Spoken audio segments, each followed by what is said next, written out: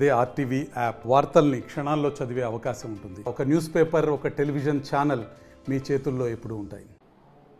కైకలూరు నియోజకవర్గం సంబంధించి TDP, Janasena, BJP ఉమ్మడి అభ్యర్థిగా మాజీ మంత్రి కామినేని శ్రీనివాసరావు ఆయన వచ్చే ఎన్నికల్లో పోటీ చేయనున్నారు. ప్రస్తుతం మనతో పాటు శ్రీనివాసరావు ఉన్నారు. ఆయనతో మాట్లాడే ప్రయత్నం చేద్దాం. సార్ చెప్పండి, మీకు మొదటిసారిగా శుభాకాంక్షలు. కూటమి అభ్యర్థిగా మీరు ఇక్కడ టికెట్ ఖరారు చేసుకున్నారు. ఎట్లా వెళ్ళబోతున్నారు ఎలక్షన్? ముందుగా నాకు టికెట్ ఇచ్చినందుకు బీజేపీ అధిష్టాన వర్గానికి నేను కృతజ్ఞత తెలియజేస్తున్నాను. నా మీద నమ్మకంతో ఇచ్చినందుకు. అలాగే కైకలూరు నియోజకవర్గాన్ని బీజేపీకి వదిలిపెట్టినందుకు చంద్రబాబు నాయుడు గారికి, పవన్ కళ్యాణ్ గారికి నా కృతజ్ఞత తెలియజేస్తున్నాను. ఇవాళ రాష్ట్రంలో ఒక ప్రత్యేక పరిస్థితులు ఎప్పుడు కని విని అనేది రాష్ట్రం అన్ని రకాలుగాను వెనకబడిపోతాం. నియోజకవర్గంలో కూడా అదే పరిస్థితులు ఉన్నాయి. ఈ పరిస్థితుల్లో నేను రావాలనుకోలేదు. ఎప్పుడు ఒక జీవితంలో ఇలాంటి సిచ్యువేషన్ ఉంటుందని కూడా ఎవరు ఊహించలేదు. అంతకుముందు ఎప్పుడైనా కావాలంటే మనం ప్రజల దగ్గరికి వెళ్ళి మేము నుంచుంటాం, మీరు సహాయం చేయాలన్నారు. కానీ ఇవాళ ప్రత్యేక పరిస్థితుల్లో నా ఇబ్బంది, నాకు ఇక్కడ కుటుంబం ఉండరు, నేను ఒంటరి వాడిని, అలాగే నా వయసు రీత్యా నేను నిలబడలేనన్నా కాదు, ఈ ఒక్కసారికి మీరు నిలబడితే కానీ ఈ కైకలూరు నియోజకవర్గంలో ఈ జరుగుతున్న అరాజకాలని ఆపలేరు అనే కారణంతో నన్ను ఇక్కడ ప్రజలు, నాయకులు రామ్మని కోరితే వచ్చాను. రాష్ట్రంలో ఎలా ఉందో అలాగే కైకలూరులోనే ఉన్నాను. ఇక్కడ నేను కైకలూరు ప్రజలకి ఒకటే చెప్తున్నాను,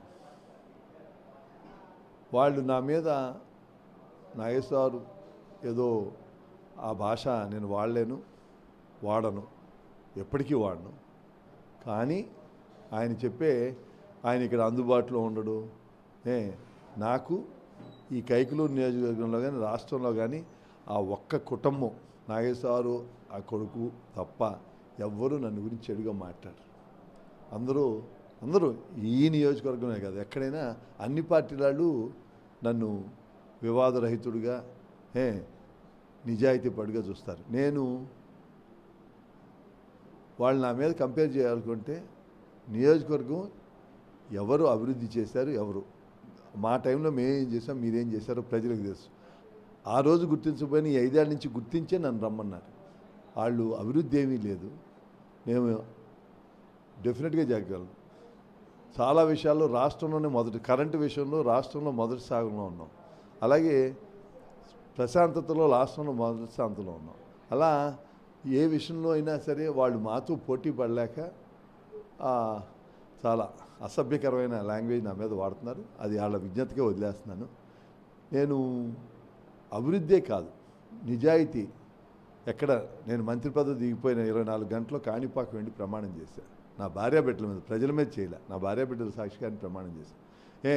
వాళ్ళు నేను చెప్పే రాబోయే రోజుల్లో వాళ్ళు ఏం అవినీతులు చేశారో చెప్తాను.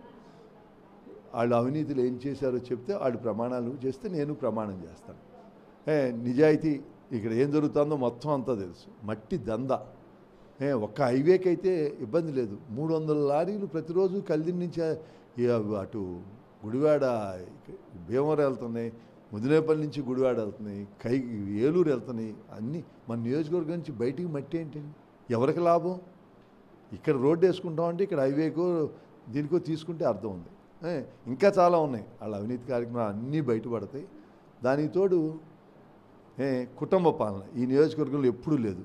ఎక్కడైనా కుటుంబ పాలన వాళ్ళు గొప్పగా చెప్పుకుంటున్నారు. తండ్రి పక్కన వేసిన తండ్రికి ఏ ఫోటోలో అయినా తండ్రి ఒక్కడే ఉంటాడా? ఇంక నాయకులు ఎవరు ఉండరు, వాళ్ళే ఆ కుటుంబం. ఏ పోలీస్ స్టేషన్లో అయినా, ఏ ఎంఆర్ఓ ఆఫీస్ అవి ఉండే డెవలప్మెంట్కి సంబంధించినట్లు వీళ్ళ ఇన్వాల్వ్మెంట్ ఏముండదు. పోలీసు, రెవెన్యూలు వీళ్ళు ఇన్వాల్వ్ అవుతున్నారు. మూడోది, ఎందరినీ ఇబ్బందులు పెట్టారు.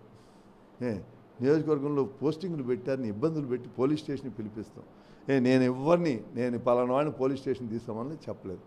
నాకు ఇబ్బంది పెట్టిన కొందరిని కూడా నేను ఊరుకున్నాను. అట్లాంటిది వీళ్ళ మీద ఓ పోస్టింగ్ పెడితే అదే వ్యక్తి నాకు బండి శ్రీనివాసరావు ఇబ్బంది పెట్టారు.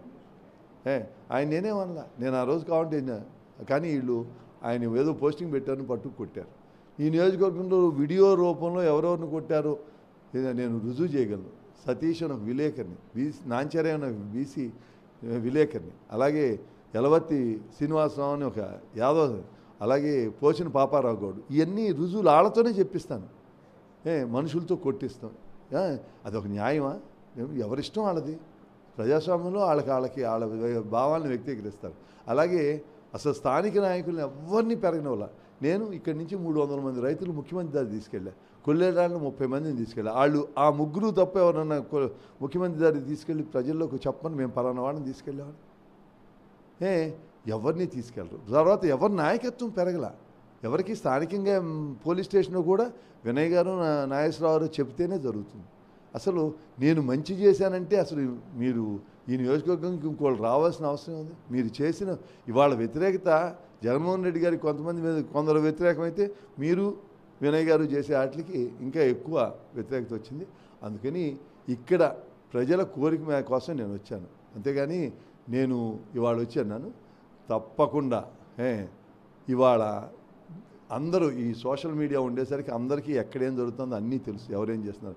ఇవాళ ఎన్ని నాటకాలు వేసినా ఎవరి దగ్గరికి వెళ్ళినా ఎవరు ప్రజలు నమ్మే పరిస్థితి లేదు. రాబోయే రోజుల్లో మీకే తెలుస్తుంది. ఇవాళ ఏది నాకు అది ప్రజలు చూపించే ప్రేమ అభిమానాలు నాకు అర్థం అవుతున్నాయి. నాకు వేరే అక్కర్లేదు. నేను ఎక్కడ కనపడినా నాకు అంత ప్రేమ అభిమానాలు చూస్తున్నారు. అందుకని వాళ్ళకేం జరుగుతుందో వాళ్ళకి తెలుసు. ఈ వర్గం ఆ వర్గం లేదు.